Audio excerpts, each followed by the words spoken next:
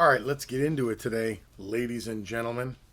Hey, first thing, call out. Just wanted to say, hey, uh, thanks for all the comments. Some of you have even reached out on other social media platforms, and we've had some conversations, become friends. That's really cool. So let's keep that going. I'm digging that quite a bit here. So thanks for that.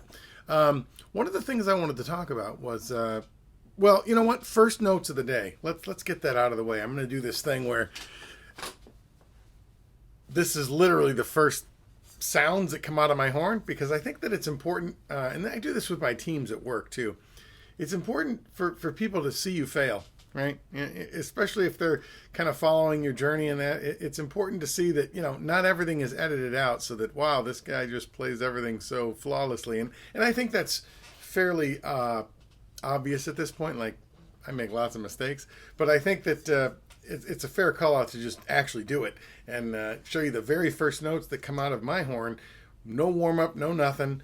Let's just see where we go. And give me a minute here.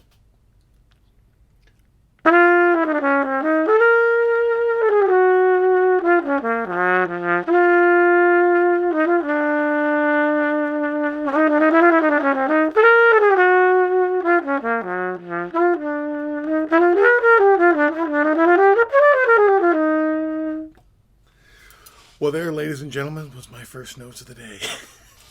Anyway, let's talk about something cool. So I had this epiphany the other day, and we're talking about comeback trumpet players and all this fun stuff. And while that's true, I'm trying to remember, because a lot of you have commented about how, you've had all these different really interesting experiences throughout the years that, has kind of led you away from playing the horn, whether it's for fun, professionally, whatever it was for you. For me, what had happened was I loved the trumpet. So I'll give you my backstory. When it started, I'm an only child, right? So I got all the issues that come along with that. And I have had a heart condition my whole life. So to some degree, and I know this sounds kind of ridiculous, but, to some degree I was treated differently because people look, back then, the heart condition that I have today is no big deal. But, almost 50 years ago, it was new. It was not something that, it was ventricular septal defect is what I had, meaning a hole between the chambers of your heart. So, I was blue. My heart was inefficient. And so I had visual problem. You could tell that there was something wrong with me. And in that regard, I was banned from a lot of things. Like my mother had to fight for me to be in athletics, and everybody was worried. The school didn't want me to do anything so that, to protect themselves, and, understandably so. In any event, I kind of got into music, even in elementary school.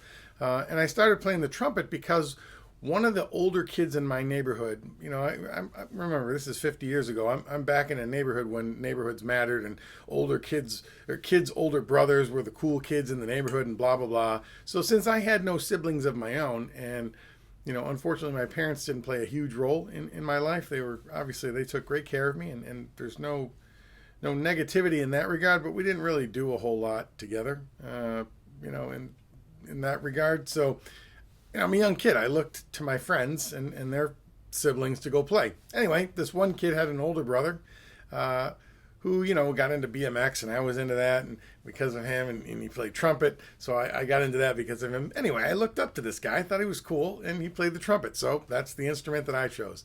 Anyway, I can remember these days as if they happened yesterday, and sitting in the band room and learning, and just funny stories. This one guy who turned out to be a really good friend of mine later had an older trumpet, and I remember he pulled out like a 1x piece of wood out of the bell of the trumpet. I mean, just crazy stuff, right?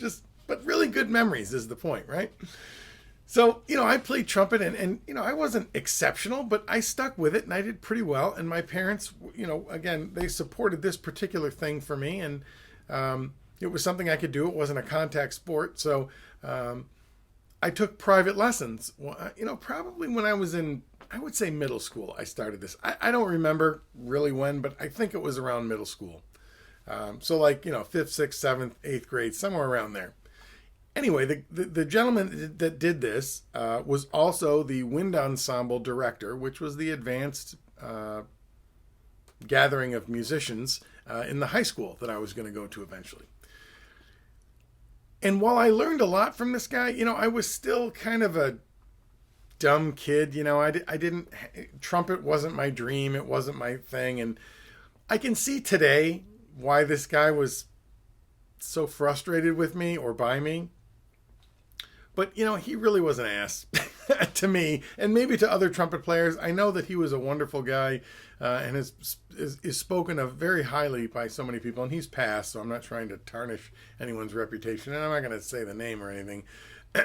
But, for me, it really ruined my interpretation and my enjoyment of the trumpet because this guy was such a drill instructor to trumpet players because his principal instrument was trumpet. And he was a classically trained musician. So his aspirations for everyone were that you should follow that same path. So if you deviated in any way or wanted to do something commercialized, there just wasn't the same level of support. But, in the end, long story short, I had a really tumultuous relationship with this guy for a long time. And, I can reflect back and understand, like I said, to some degree why he felt the way that he did about me. Because I just didn't put in the effort that he wanted, I'm sure. And perhaps he recognized some level of skill or talent that I had that I was just squandering because I was too busy worrying about being a singer or wanting to play guitar or something else by the time I got into high school band. And although I did play trumpet in band and I was in all state and all county, I did all that stuff. I guess in a way I was a band geek. But, in my senior year, this was my first encounter of an adult treating me as a young man the way the rest of my life was about to go and really give me the lesson of people suck. And even those that are educated and supposed to be intelligent do things that are very emotionally charged and inappropriate. So I was sick, for real sick. This wasn't pretending, where I had stomach issues. And when you have that, you can't leave the house, right? I mean, you're constantly going to the bathroom to deal with that issue while it's going on. Well, we had a concert, the whole wind ensemble, and I wasn't able to go because I was in the bathroom every 5 minutes being sick. So, of course I let him know, right? Similar to work, right? You're calling in sick. I was legitimately sick. And when I came back that following Monday to school, rather than this guy having the courtesy and the professionalism and just being a good person to set me aside and talk to me, and mind you, I didn't do anything. I wasn't a troublemaker. I didn't cause problems. In fact, I was in the band room all the time. I did a lot of extracurricular band related things. Like I played in ensembles, like little small quartets and quintets. I went to see this guy himself perform with his groups at like the University of Buffalo, the colleges around here.